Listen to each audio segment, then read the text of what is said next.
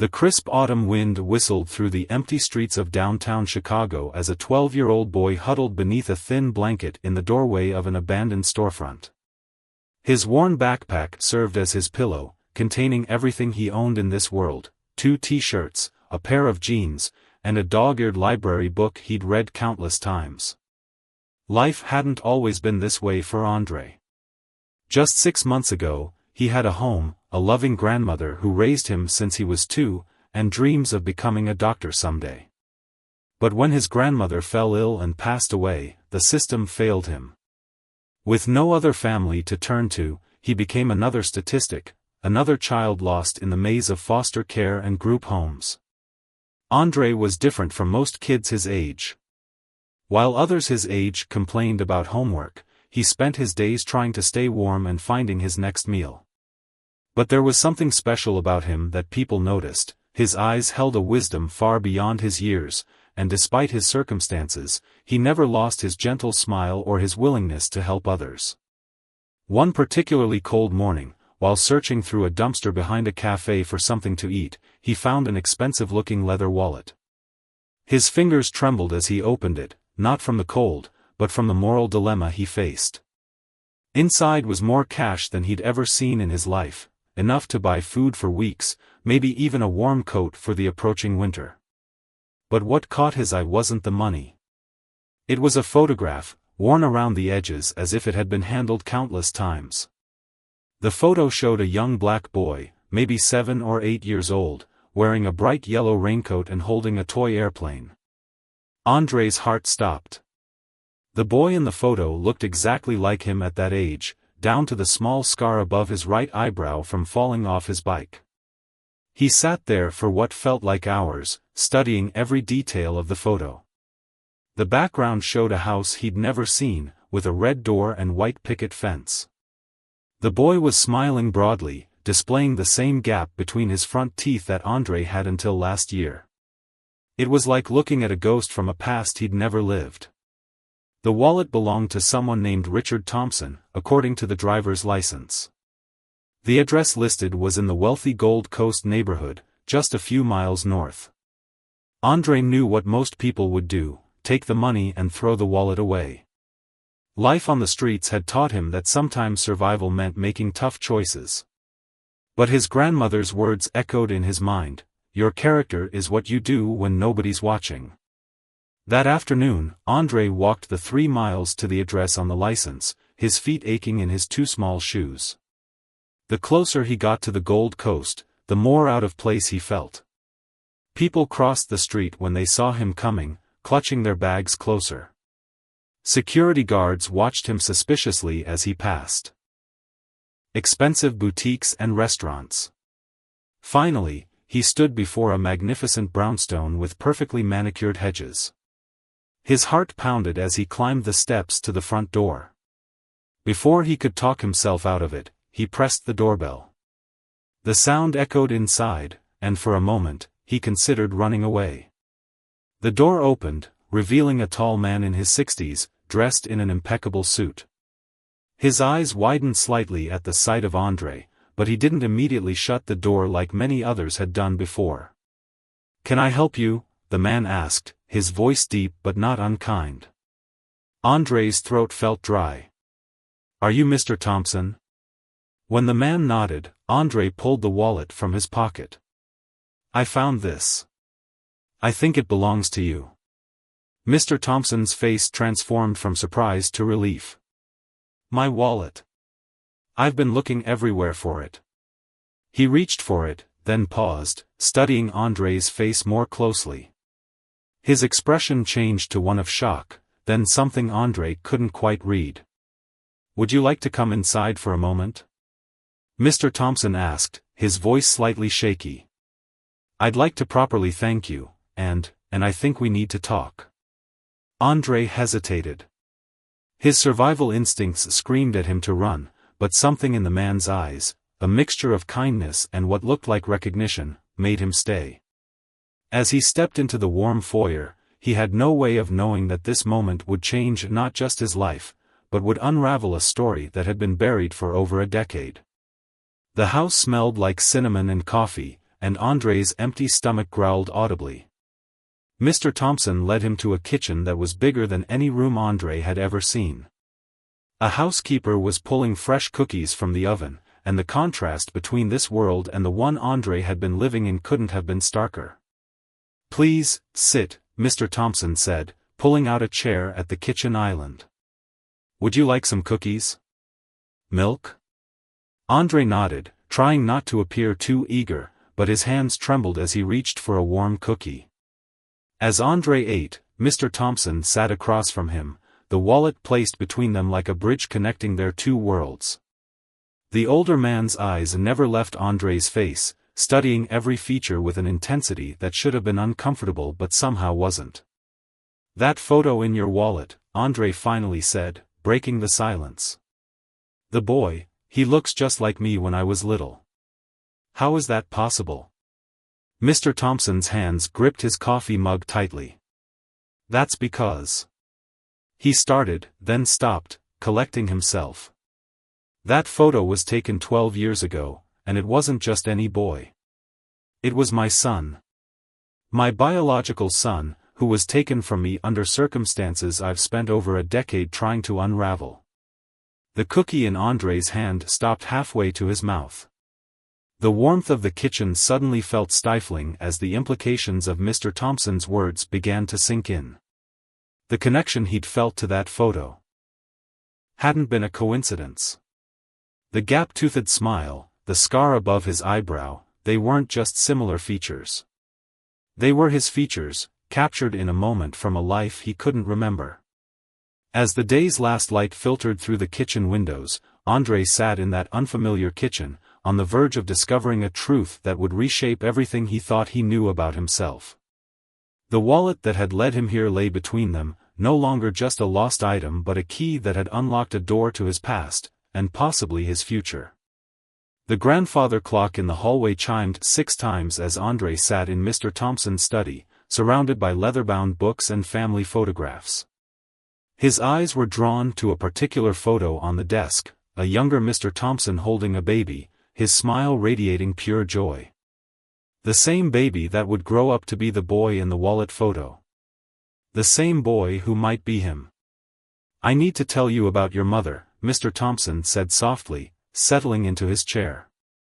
"Her name was Rose, and she was the most brilliant medical student I'd ever met. We fell in love during her residency at my hospital." He picked up a framed photo of a beautiful young woman with kind eyes and a determined smile. This was taken the day she graduated from medical school. Andre's fingers trembled as he touched the glass covering Rose's face. He'd never seen a photo of his mother before. His grandmother had told him she died when he was very young, but never shared any pictures or stories. Now he understood why. The woman in this photo was clearly not his grandmother's daughter. "What happened to her?" Andre asked, his voice barely a whisper. Mr. Thompson's eyes clouded with pain. "Rose died during a complicated childbirth. You were our miracle, you survived against all odds. You were so tiny, but so strong." He paused, collecting himself. "I was devastated but determined to give you the best life possible. For 2 years, we were inseparable. Then one day, I came home from the hospital, and you were gone." The story poured out like a dam breaking. The nanny Mr. Thompson had trusted had disappeared with Andre, leaving no trace. Police investigations led nowhere. Private investigators hit dead ends. It was as if they had vanished into thin air. Mr. Thompson spent a fortune searching, but all he had left was that photo in his wallet and a heart full of questions. "But I don't understand," Andre said, struggling to process everything. "My grandmother raised me. She loved me. She couldn't have been part of kidnapping me." "Your grandmother," Mr. Thompson said carefully, "might not have known the truth either. The woman who took you, did you ever meet her? Do you remember anyone from before your grandmother?" Andre closed his eyes, trying to remember. His earliest memories were all with his grandmother, but there was something else, something fuzzy at the edges of his mind. A woman's voice, different from his grandmother's. Singing him to sleep. The smell of lavender perfume. But it was like trying to catch smoke. The harder he tried to grasp the memories, the more they slipped away. I remember someone, he said slowly. But not clearly. My grandmother always said my mom died when I was 2, and she took me in because there was no one else. Mr. Thompson leaned forward, his voice gentle but urgent. Andre, how old was your grandmother when she passed away? 78, Andre replied automatically, then stopped as realization dawned. If his grandmother was 78 6 months ago, she would have been 66 when he was born. The math didn't add up. She couldn't have been his mother's mother, she would have been too old to have had a daughter young enough to be his mother. The room seemed to spin as pieces of a puzzle Andre never knew existed began falling into place. The gaps in his early childhood memories. The absence of any photos of his mother. His grandmother's vague answers about his past. Even his unusual talent for mathematics and science, just like his real father, the doctor sitting across from him. There's something else you need to see, Mr. Thompson said, walking to a wall safe hidden behind a painting. He returned with a manila envelope, weathered with age. Inside were newspaper clippings, all from 12 years ago. The headlines jumped out: local nanny disappears with prominent doctor's son, search continues for missing toddler, reward offered for information. I never stopped looking, Mr. Thompson said, his voice cracking. Every year on your birthday, I would update your age-progressed photo and redistribute it to missing children organizations. I kept your room exactly as it was, hoping someday. His voice trailed off as emotion overtook him. Andre stood up, his legs unsteady. Can I see it? My room? Mr. Thompson led him up a curved staircase to a door painted with clouds and airplanes. Inside was a time capsule of what should have been his childhood, walls painted sky blue, model airplanes hanging from the ceiling, a bookshelf filled with children's books about science and medicine. On the dresser sat a photo of Rose holding him as a newborn, both of them wrapped in a hospital blanket. You loved airplanes, Mr. Thompson said softly. You used to say you wanted to be a flying doctor when you grew up. Save people in the sky, you said. Andre picked up a stuffed giraffe from the perfectly made bed. Something about its worn ear and missing eye triggered a flash of memory, himself as a toddler, dragging it everywhere he went, crying when it had to be washed. I remember this, he whispered. I called him Spots, they said simultaneously. Tears filled Mr. Thompson's eyes. You remember. The weight of everything, his past, his identity, the truth about his life, came crashing down. Andre sank onto the bed, clutching Spots to his chest. The last 6 months of homelessness. The years of not knowing his true history, the loss of his grandmother who might have been just as much a victim of deception as he was, it was overwhelming. What happens now? Andre asked, looking up at the man who was scientifically, legally, and emotionally his father. Mr. Thompson knelt in front of him, taking Andre's hands in his. Now, if you'll let me, I want to be your father again. We'll need to involve the authorities, sort out the legal aspects, and most importantly, help you process all of this. But I want you to know, you never stopped being my son, not for one single day. As the evening shadows lengthened across the room, father and son sat together, beginning the delicate process of bridging the 12-year gap that had been stolen from them. Outside, the city lights began to twinkle, and somewhere in the distance, a siren wailed, a reminder of the world Andre had been living in just hours ago, a world that now felt like a lifetime away. But the biggest question still remained unanswered: who had taken him, and why? What had really happened to the nanny? And how had he ended up with his grandmother? As Andre looked at his father, he could see these same questions reflected in his eyes, along with a determination to finally uncover the truth that had been buried for so long. The next morning, sunlight streamed through tall windows as Andre sat at the kitchen island, watching his father make pancakes. It felt surreal. Yesterday he'd been searching through dumpsters for food, and today he was in a pristine kitchen that somehow felt both foreign and familiar at the same time. "You still like blueberries in your pancakes?" Mr. Thompson asked, then caught himself. "I'm sorry, I shouldn't assume. It's just, you used to love them so much." Andre smiled softly. "I do, actually. My grandmother." He paused, the word feeling different now. "She always said they were my favorite, but she could rarely afford them." The mention of his grandmother brought a shadow across Mr. Thompson's face. He placed a plate of perfectly golden pancakes in front of Andre and sat down beside him. "We need to talk about her, son. The police will want to know everything about your life with her. It might help us understand what really happened." Andre pushed a blueberry around his plate with his fork. "She was kind," he said finally. "She never had much money, but she always made sure I had books to read and clothes to wear. She worked as a cleaning lady in different houses until she got too sick." His voice cracked. "She didn't deserve to die alone in that hospital." Mr. Thompson placed a gentle hand on Andre's shoulder. "What was her name?" "Her full name?" "Dorothy Wilson," Andre replied. "But everyone called her Miss Dot." Mr. Thompson's hand tensed on Andre's shoulder. "Did you say Wilson?" He stood up abruptly and walked to his study, returning with a thick file. "The nanny who took you, her name was Patricia Wilson." Andre's fork clattered against his plate. "You think?" "They might have been related," Mr. Thompson said, spreading out old documents on the counter. "Patricia Wilson worked for us for 3 months before she disappeared with you. She came highly recommended from a prestigious agency, had excellent references. We later found out they were all falsified."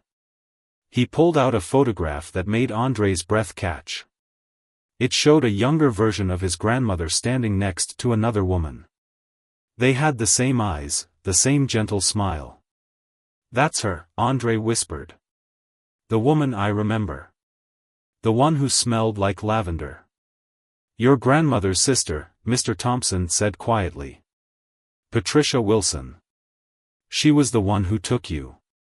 The revelation hit Andre like a physical blow. His grandmother, the woman who'd raised him, loved him, protected him, had been part of his kidnapping? But something didn't add up. "No," he said firmly. "My grandmother couldn't have known.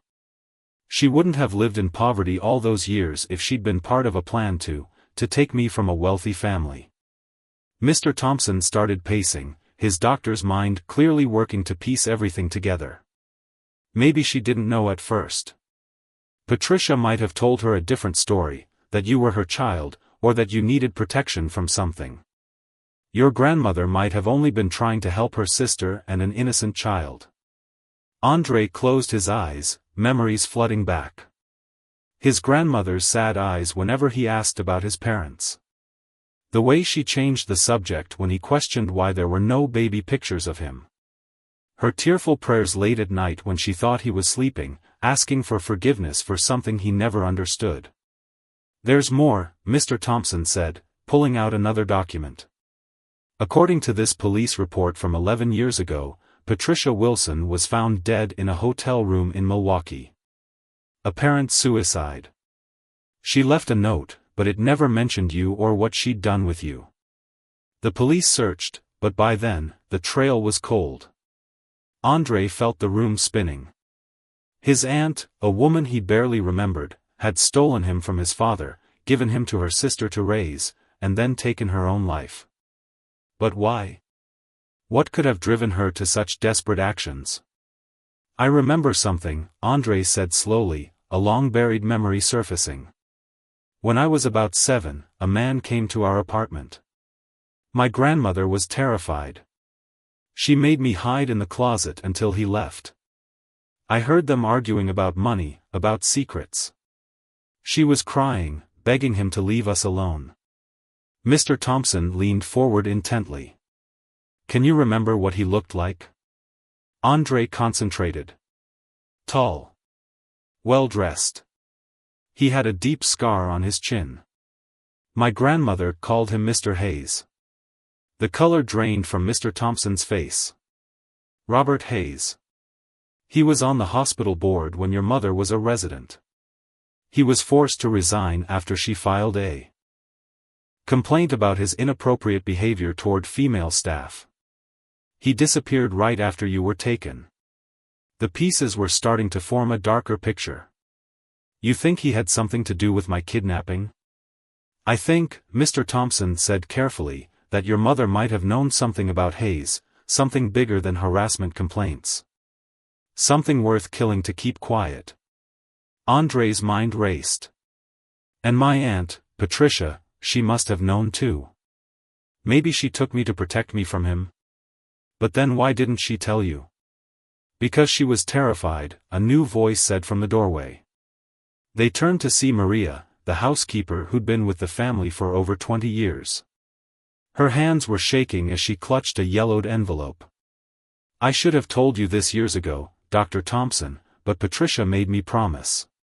She said lives depended on it. Mr. Thompson stared at her in shock. Maria? What are you saying? The day before she took Andre, Patricia came to me in tears. She said she'd overheard Mr. Hayes on the phone, talking about taking care of the Thompson problem once and for all. She believed he was planning to hurt both you and Andre to keep Dr. Rose's research from coming out. She thought taking Andre would throw him off, keep him safe until she could gather proof. The truth hung heavy in the air between them. Andre's mother had uncovered something dangerous. His aunt had tried to protect him the only way she knew how. His grandmother had kept him safe without knowing the full story. And somewhere out there, Robert Hayes was still free, possibly still protecting whatever secret had cost Andre his mother and 12 years with his father. Mr. Thompson pulled out his phone. I'm calling Detective Chen. She's been working cold cases for 20 years, she never gave up on your case, Andre. With this new information. Andre stood up, his voice stronger than he felt. I want to help. These people, Hayes and whoever else was involved, they stole my mother from me. They stole my childhood from both of us. They need to face justice. Father and son locked eyes, years of loss and love passing between them. They both knew that uncovering the truth would be dangerous, but they'd already lost too much to turn back now. In his pocket, Andre touched the worn photo from the wallet that had started it all, no longer just a mysterious image, but a reminder of everything that had been taken from them, and everything they still had to fight for. The utility tunnels beneath the storage facility were a maze of darkness and echoing footsteps. Andre led the way, his years of finding hidden places to sleep now proving unexpectedly useful. Behind him, his father and Detective Chen followed, their breathing heavy in the confined space. There should be an exit near the old water treatment plant, Andre whispered, remembering the abandoned building where he'd sometimes sought shelter. The homeless community uses it as a passage during winter. Detective Chen's flashlight beam bounced off the wet walls. Smart thinking, Andre. But once we're out, we need to contact my team immediately. Hayes won't be far behind. They emerged into the gray afternoon light behind a crumbling brick building. Detective Chen immediately pulled out her phone, speaking in rapid, hushed tones to her colleagues. Mr. Thompson pulled Andre close, his doctor's eyes scanning his son for any signs of injury. I'm okay, Dad, Andre said, the word Dad still feeling new on his tongue. But what about Mom's research? Hayes said it died with her, but the USB drive is worthless without the encryption key, a new voice said. They spun around to see Maria emerging from behind a rusty container, her usually kind face set with determination. Patricia gave me that too, but I couldn't risk keeping it with the other evidence. Detective Chen's gun was already drawn. Maria? How did you find us? I've worked for the Thompsons for 20 years, Maria said calmly. I know every escape route from that storage facility. Patricia made sure I did. She reached into her pocket and pulled out a small silver locket. The key is inside. Rose gave it to Patricia the night before. She swallowed hard. Before everything happened. Mr. Thompson stared at her. You knew. All these years, you knew where Andre was. I knew he was safe, Maria corrected gently. Patricia trusted me with pieces of the truth, never the whole picture. It was safer that way. I've spent 12 years watching you grieve, Dr. Thompson, knowing I could ease your pain but also knowing it might get Andre killed if I did. Before anyone could respond, police sirens wailed in the distance. Detective Chen's phone buzzed. Hayes was spotted heading north, she reported. And my team found something in his office safe, documents showing he's been working with a group called Phoenix Medical Research. They've been buying up patents for failed drugs, rebranding them, and pushing them through FDA approval with falsified data. Andre's mind raced. Mom's research, it wasn't just about one drug, was it? She uncovered their whole operation. And they killed her for it, Mr. Thompson said, his voice breaking. They made it look like complications from childbirth, but they must have done something during her prenatal checkups. Hayes Pharmaceuticals provided all the medications for the hospital's maternity ward. Maria nodded grimly. Rose suspected they were tampering with her prenatal vitamins. That's why she stopped taking them 2 weeks before, but it was too late.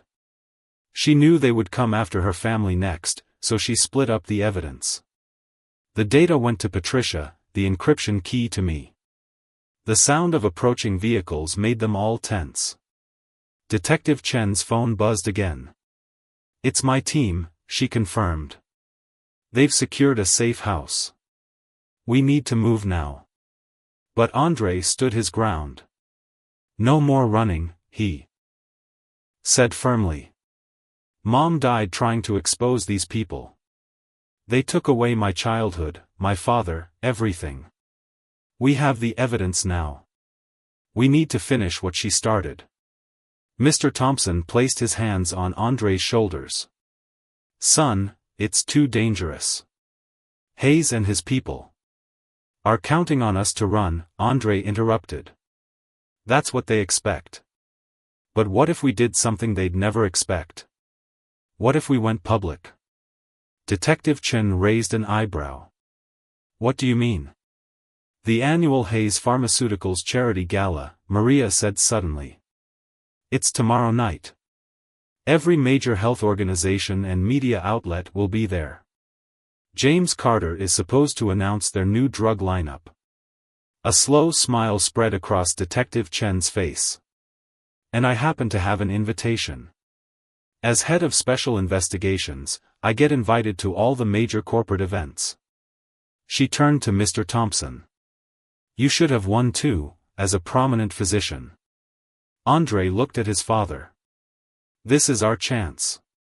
We can decrypt Mom's research tonight, and tomorrow, we show everyone exactly what kind of company Hayes Pharmaceuticals really is. Mr. Thompson studied his son's face, so much like Rose's, filled with the same determination to fight for what was right. You're too young to put yourself in danger like this. I've been in danger every day since Mom died, Andre said quietly. At least this time it means something. This time we can make it count. Detective Chen's team arrived, quickly securing the area. As they were briefed on the plan, Andre held the silver locket that contained the key to his mother's last work. Inside was a tiny piece of paper with a string of numbers and letters, Rose's final message to the world. That evening, in a secure police facility, they gathered around a computer as the USB drive's contents were decrypted. Pages of data, clinical trial reports, internal emails, and video recordings appeared on the screen. The evidence was overwhelming. Hayes Pharmaceuticals had been knowingly selling dangerous drugs for years, bribing officials, and silencing whistleblowers. Rose recorded everything, Mr. Thompson whispered, watching a video of his wife documenting discrepancies in trial results. She knew they might come after her, so she made sure the truth couldn't be buried. Andrei watched his mother's face on the screen, heard her voice for the first time he could remember. She was beautiful, brilliant, and brave, everything his grandmother had told him she was. Tomorrow, at the gala, her voice would finally be heard. As the team worked through the night, preparing their evidence for presentation, Andrei felt a strange sense of peace. The wallet that had led him to his father had started more than just a reunion, it had set in motion the final chapter of a story his mother had begun 12 years ago. A story of corruption, greed, and murder, but also of love, sacrifice, and justice. Tomorrow, they would walk into the Hayes Pharmaceuticals gala not as victims running from danger, but as warriors carrying truth as their weapon. Hayes, Carter, and their entire corrupt empire would never see it coming.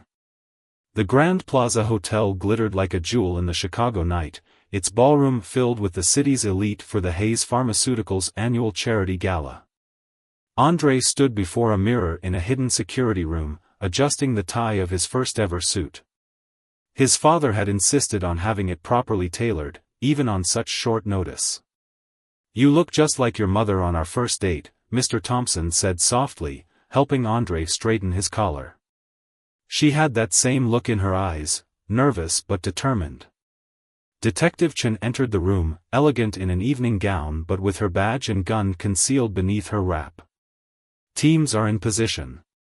We have plainclothes officers scattered throughout the ballroom, and all exits are covered." She handed them both small earpieces. "These will keep you connected to our command center." Andrei touched the USB drive in his pocket, now loaded with his mother's decrypted research.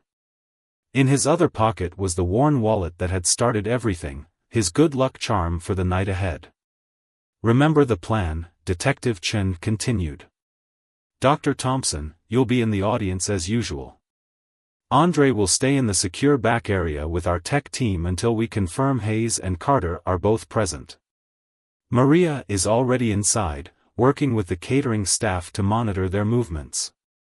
Mr. Thompson pulled Andrei into a tight hug. "You don't have to do this, son. We can let the police handle it from here." Andrei hugged him back.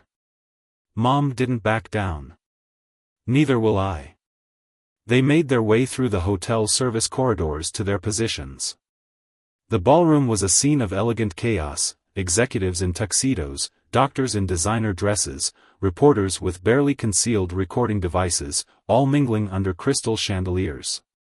From his hidden vantage point, Andrei watched James Carter take the stage, his practiced smile gleaming as bright as his cufflinks. "Welcome, distinguished guests. Tonight marks a new chapter in medical history. Target 2 has arrived," Maria's voice whispered through their earpieces. "Hayes just came in through the west entrance." Andrei's heart pounded as he spotted Robert Hayes moving through the crowd, shaking hands, and laughing as if he hadn't tried to kill them yesterday. The man's confidence was chilling, he clearly believed himself untouchable. Carter continued his speech, announcing Hayes Pharmaceuticals' newest drug developments. Each promised miracle cure made Andrei's blood boil, knowing how many people had died in falsified trials. Now, Detective Chen's voice commanded. The tech team sprang into action. The ballroom screens, meant to showcase Hayes Pharmaceuticals' achievements, suddenly flickered. Carter faltered mid-sentence as the presentation behind him changed.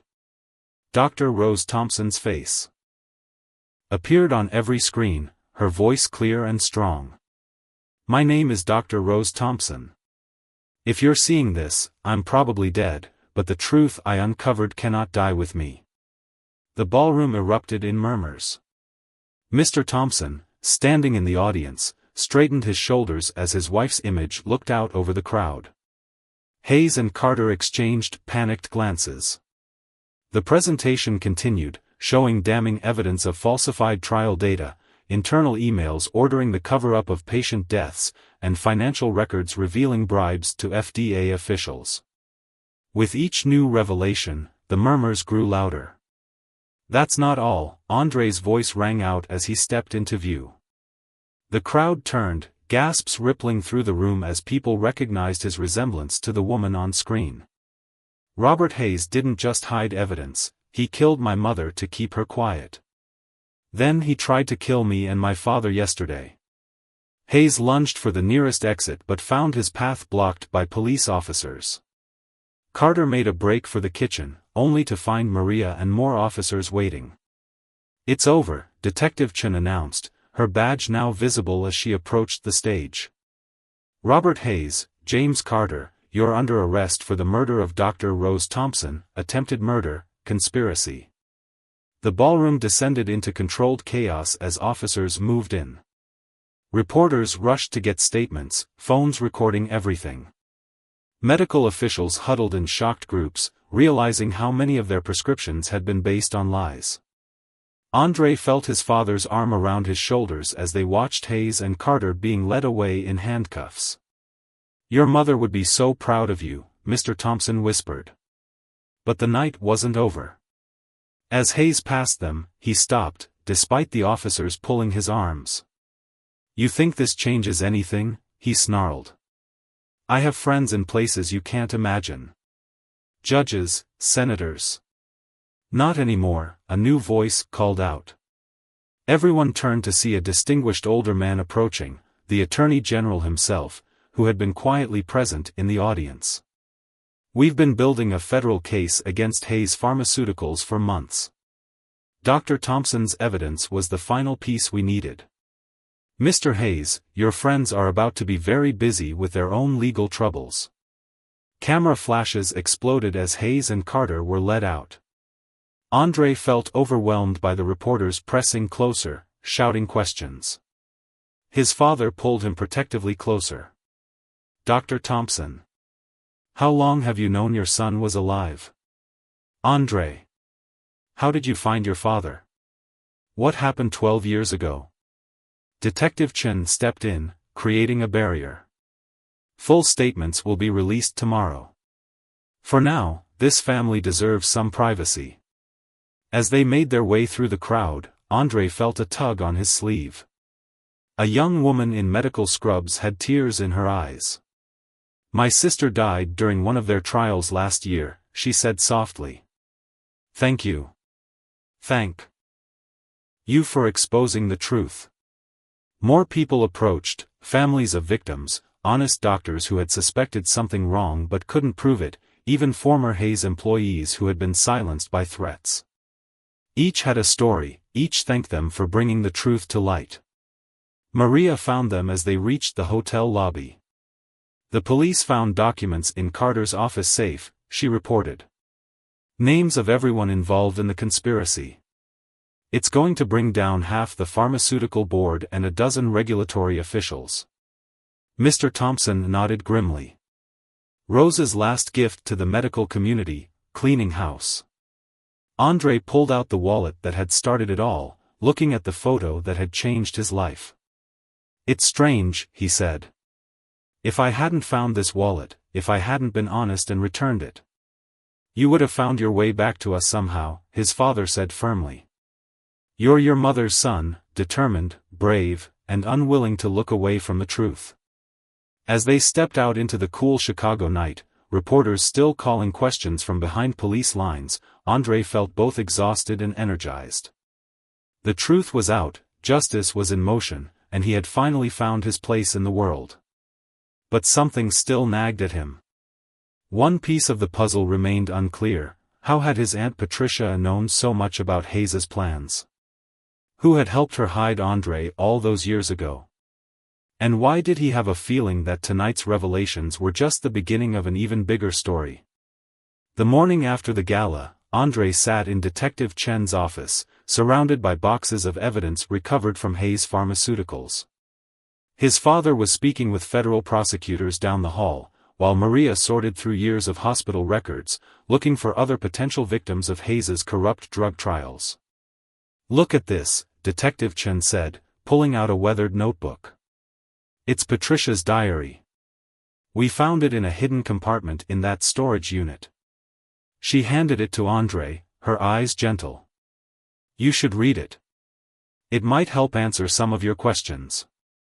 Andre's hands trembled as he opened the notebook, recognizing his aunt's elegant handwriting. The entry started 14 years ago, when she first began working at the hospital. April 15, 2011, Rose confided in me today. She's found something terrible in the trial data. Patients dying from unexplained complications, data being altered, test results disappearing. She's going to report it, but I'm scared for her. The way Hayes looks at her in meetings. Andre read on, his throat tight. Through Patricia's words, he began to see his mother more clearly, her determination, her integrity, her growing fear as she uncovered more corruption. June 3, 2011, Rose is pregnant. She's so happy, but also worried. Hayes has been making threats, subtle ones that security cameras won't catch.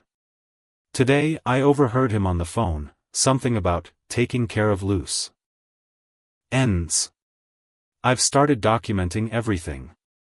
The entries continued, painting a picture of mounting tension and danger. Patricia had been more than just a nanny, she'd been Rose's confidant, her secret record keeper, gathering evidence while Rose focused on the medical data. February 20, 2012, Rose gave me a USB drive today. Said if anything happens to her, I need to protect it, and her baby. She's discovered something bigger than Hayes Pharmaceuticals. Other companies involved, a whole network of corruption. She's going to the FBI next week. Andre's heart pounded as he reached the entry dated the day before his mother died. March 1, 2012, they tampered with her medication. I found the proof too late. Hayes has someone inside the hospital pharmacy. Rose is in labor 2 months early. I heard Hayes and Carter talking, they're going to make it look like natural complications. I have to save the baby. It's what Rose would want. Detective Chen watched as Andre read, her face somber. Patricia was building a case against them the whole time. She wasn't just your nanny, she was an undercover FBI informant. Andre looked up sharply. What? She pulled out another file. We found her FBI handler's reports this morning. Patricia Wilson was recruited 3 years before she started working at the hospital. The Bureau was investigating Hayes Pharmaceuticals, but couldn't get anyone inside. Patricia was their way in. The revelation hit Andre like a physical blow. His aunt hadn't just randomly chosen to help his mother, she'd been placed there to uncover corruption. But somewhere along the way, her mission had become personal. When your mother started finding evidence, Detective Chen continued, Patricia realized she'd found the key to breaking the whole case. But then Hayes discovered Rose was going to the FBI. Patricia had a choice, maintain her cover and let them kill you both, or blow her operation to save you. She chose me, Andre whispered, understanding finally dawning. But why didn't she tell my father? Why hide me with her sister? Because Hayes had people everywhere, Maria said from the doorway. She entered, carrying more files. The FBI didn't know how deep the corruption went. Patricia couldn't trust anyone, not the police, not child services, not even the FBI itself. She knew Hayes would never stop looking for you through official channels. So she created a ghost, Detective Chen added. A child who officially didn't exist, raised by a cleaning lady in a poor neighborhood. The last place anyone would look for a wealthy doctor's son. Andre thought about his grandmother, the long hours she worked, the sacrifices she made, all while knowing she was protecting him from something but never knowing exactly what. She died never knowing the whole truth. She knew enough, Maria said softly. She knew you were in danger, and that loving you meant keeping secrets. Patricia chose her because she knew her sister would protect you without needing to know why. Mr. Thompson appeared in the doorway, his face tight with emotion. The federal prosecutors want to talk to Andre. They're building a RICO case against Hayes's entire network. He crossed to his son, placing a hand on his shoulder. But only if you're ready. Andre nodded, standing. But first, he had one more entry to read, Patricia's last words, written the day she died. My dearest Andre, if you're reading this, the truth has finally come out. I'm sorry for taking you from your father, sorry for the years of separation. But I'm not sorry for keeping you safe. Your mother was the bravest person I ever knew. She died trying to protect people from powerful men who valued profit over human lives. I promised her I would protect you, and I have. The evidence is all here, everything she found, everything I've gathered since. When the time is right, use it to finish what she started. Remember that you are loved, by your mother, who gave her life for the truth, by your father, who never stopped looking for you, by my sister, who raised you as her own, and by me, your aunt who had to break her own heart to keep you safe. Tears fell onto the page as Andre closed the diary. His father wrapped him in a tight embrace, both of them processing the weight of Patricia's sacrifice. The federal agents found something else, Detective Chen said quietly.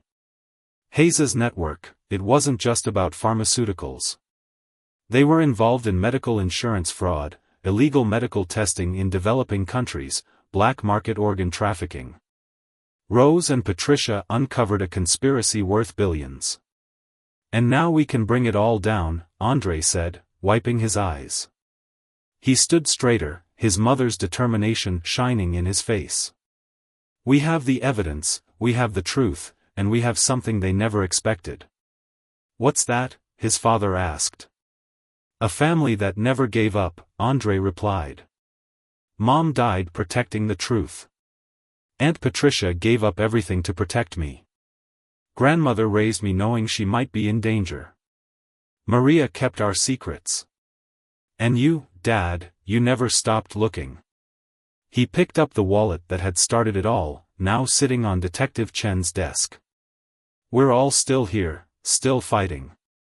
Hayes and his people never understood that kind of loyalty.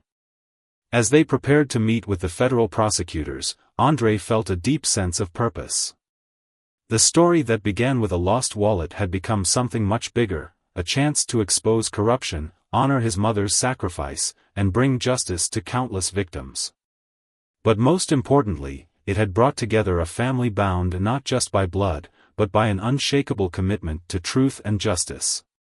Yet even as they moved forward, Andre couldn't shake the feeling that there were still mysteries to uncover. Who else had been involved in his mother's death?